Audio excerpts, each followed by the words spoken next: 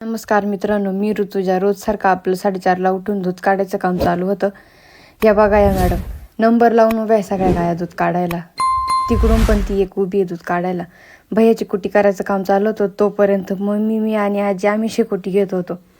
इतकी डेंजर थंडी होती ना सकाळी, विचारू नका. मग भैया आणि मी मुरघास भरून झाला होता. दोन तो इकडं पाय, म्हटलं मला नाही बघायचं.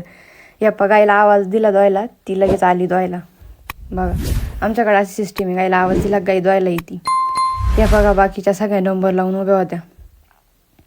एक झाली का एक बरोबर सगळ्या नंबरला येत्या. हा संध्याकाळचा टाईम. खाद्य ठेवून आणि लगेच गाय द्यायला सुरुवात करतो.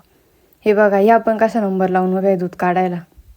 सगळ्या एका मागे एक नंबरने उभ्या असतात. सकाळचा आणि संध्याकाळचा आपलं दोन्ही मिळून 190 लिटर दूध जातं. सकाळी 95 आणि संध्याकाळी 93 असं जातं.